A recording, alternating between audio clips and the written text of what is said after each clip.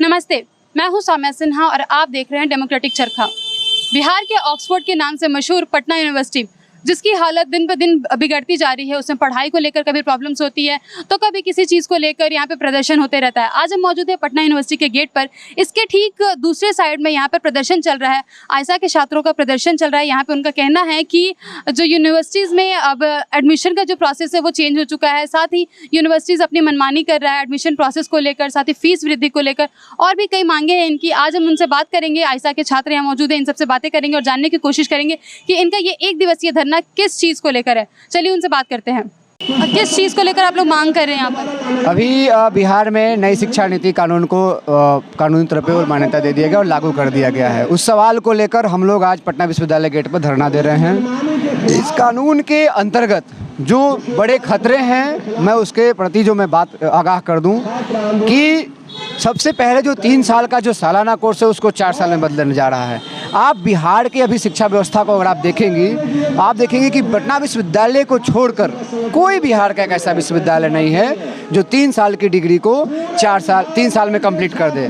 3 साल की डिग्री देने में उन्हें 4 साल, 5 साल, 7 साल तक लग रहा है। और यहाँ प्रॉपर इंफ्रास्ट्रक्चर नहीं है, कैंपसों में शिक्षक नहीं है, बेंच नहीं है, टॉयलेट नहीं है, हॉस्टल्स नहीं है, मतलब बुनियादी अभावों से पटना विश्वविद्यालय जूझ रहा है। पटना विश्वविद्यालय के साथ साथ बिहार के सभी विश्वविद्यालय जूझ रहे हैं। वहाँ पर नई शिक्षा नीति लागू करते हैं तो ये बिहार के छात्रों को, जो ऐसे छात्र जो दलित, गरीब, पिछड़े समाज से आते हैं, उनको कैंपस से बेदखल करने की साजिश है। पटना विश्वविद्यालय की एक तो यह स्वायत्ता पे हमला है, इसकी ऑटोनॉमी पर हमला है।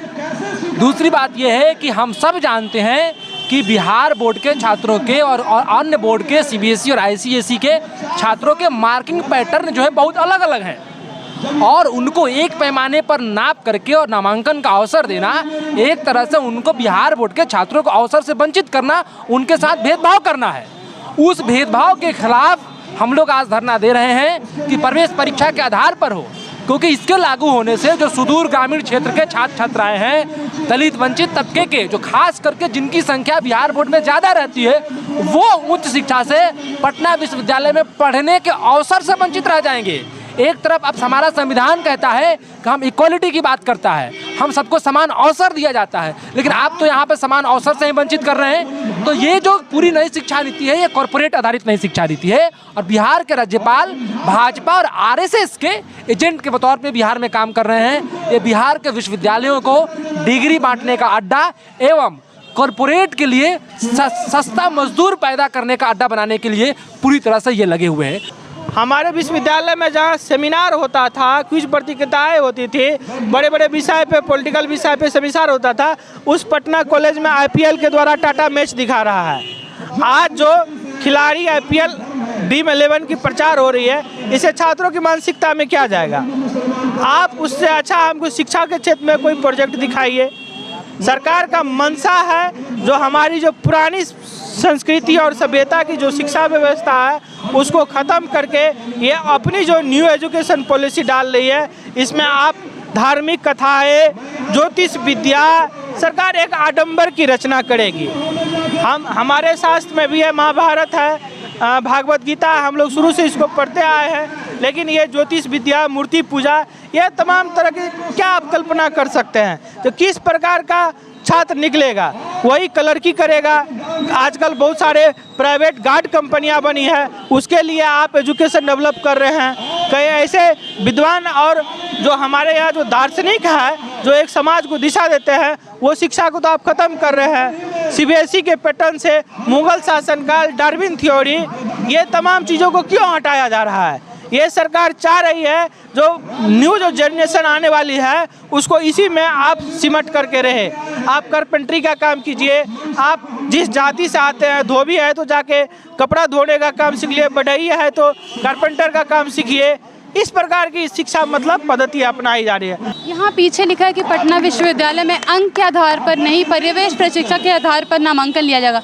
ये क्या है? देखिए, एक्चुअली सीबीएसई और बिहार बोर्ड दोनों पैटर्न को जो है सभी कोई जानते हैं कि जो सीबीएसई का पैटर्न होता है ना, वो उसका जो मार्क्स बेसिस जो चेक करने का होता है 99 पॉइंट तक जाता है, मतलब 100 तक भी जाता है। और ये जो बिहार बोर्ड है उसका 70-80 तक जो है रह जाता है। तो तो उस बेसिस पे अगर जो है पटना यूनिवर्सिटी में अगर या किसी भी यूनिवर्सिटी में अगर एडमिशन होता है तो उसमें जो बिहार बोर्ड के स्टूडेंट होंगे वो तो पीछे रह जाएंगे।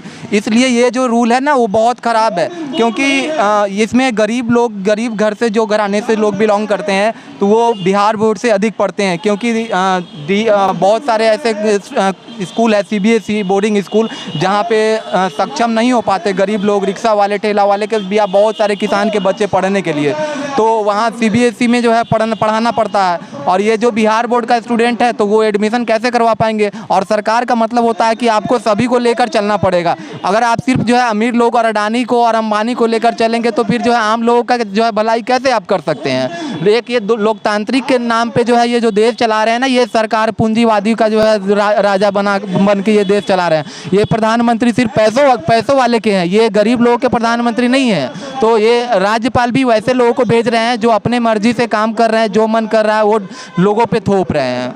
आपने छात्रों से सुना कि उनकी मांग है कि जो एडमिशन प्रोसेस पहले से चला आ रहा था एंट्रेंस के बेसिस पे एडमिशन लेने का, उसे चला जाना चाहिए, क्योंकि CBSE और BSCB दोनों के मार्क्स बेसिस जो है वो बिल्कुल अलग अलग है। उसके आधार पर अगर यहाँ पे एडमिशन लिया जाएगा मार्क्स के आधार पे तो लोगों को दिक्कत होगी यहाँ पे एडमिशन लेने में। छात्र बहुत सारे वंचित रह जाएंगे जो यहाँ पढ़ने के लिए आते हैं, उनका एडमिशन यहाँ नहीं हो पाएगा। साथ ही इनकी मांग है कि जो न्यू एजुकेशन पॉलिसी है उसमें बदलाव होना चाहिए, जो स्किल डेवलपमेंट को लेकर सरकार दावे कर रही है। साथ ही जो 4 साल में स्नातक की बात कही जा रही है उन सब को लेकर इनकी मांगे हैं कि ये सारी चीजें जो है ये बिल्कुल फिसड्डी साबित होने वाली है आगे चलकर। अभी भले ही सुनने में अच्छा लग रहा हो लेकिन आगे चलकर ये बिल्कुल जमीनी स्तर पर बिल्कुल काम नहीं करेंगे। छात्रों का दावा है कि आगे चलकर ये एजुकेशन पॉलिसी जो है वो कोई काम नहीं आने वाली है। साथ ही इनका कहना है कि यहाँ जो राज्यपाल है वो इस चीज को लेकर ध्यान नहीं दे रहा है। इनका कहना है कि ये 1 दिवसीय धरना आगे चलकर और बड़े लेवल पे होगा, ये अलग अलग यूनिवर्सिटीज में जाके इसको लेकर प्रोटेस्ट करेंगे और इसके खिलाफ आवाज उठाएंगे। आपको हमारी वीडियो कैसी लगी हमें कमेंट करके जरूर बताइएगा। साथ ही ऐसी वीडियो को देखने के लिए